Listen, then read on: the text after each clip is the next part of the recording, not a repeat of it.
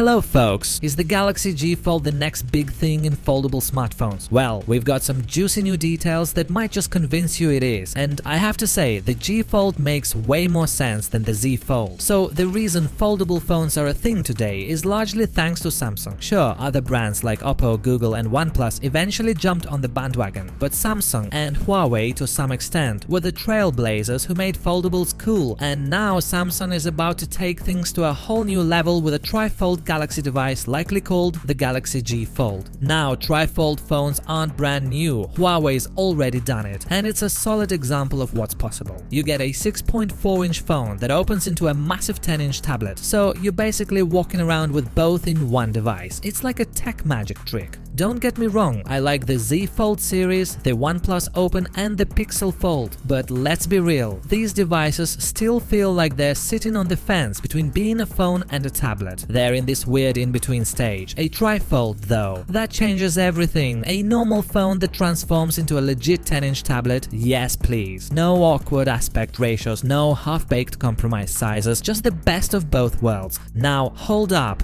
before you run out to pre-order, let me tell you where Samsung's really flexing on Huawei's tri-fold. The G Fold is about to fix Huawei's one big flaw. But first, let's talk display sizes. According to reports, the Galaxy G Fold will have a 6.5-inch outer screen that expands into a 10-inch tablet, similar to Huawei's setup, right? But here's where Samsung flips the script. Huawei's Mate X uses a Z Fold design, which means the soft, flexible screen is always exposed to surfaces, pockets and, yep, keys. It's a scratch magnet. That's why outward folding phones kind of disappeared faster than a Snapchat message, but Samsung's G Fold will keep the screen safely tucked inside when folded. Smart move, right? Of course, this means an extra external display like the Z Fold series, but it's a small price to pay for peace of mind. Speaking of paying a price, let's talk about some potential issues. First up, weight and thickness. A tri-fold needs 2 hinges, and that big screen means this thing's going to be chunky. Huawei's tri-fold weighs 298 grams and is 12mm thick, which surprisingly is slimmer than the Z Fold 4. Samsung's been working on making the Z Fold 5 thinner, so if they can keep the G Fold somewhere near that range, we might avoid carrying around a brick in our pockets. Second, battery life. Bigger screens gobble up power like a buffet. Huawei tackled this with fancy silicon carbon battery tech, cramming in a 5600 mAh battery. If Samsung doesn't adopt something similar, they might struggle to keep up, and no one wants to carry around a foldable that can't make it through the day. That would be awkward. Third, pricing. Prepare your wallets, folks. This thing's going to be expensive. We're talking over $2,000, probably even $2,500. Ouch. But hey, Huawei's Mate X2 costs nearly $3,000 and they sold over 3 million units, so clearly there's a market for people who love their gadgets as much as their bank accounts. Samsung just has to price it smartly or they risk pulling an Apple Vision Pro, a brilliant device with a "what were they thinking"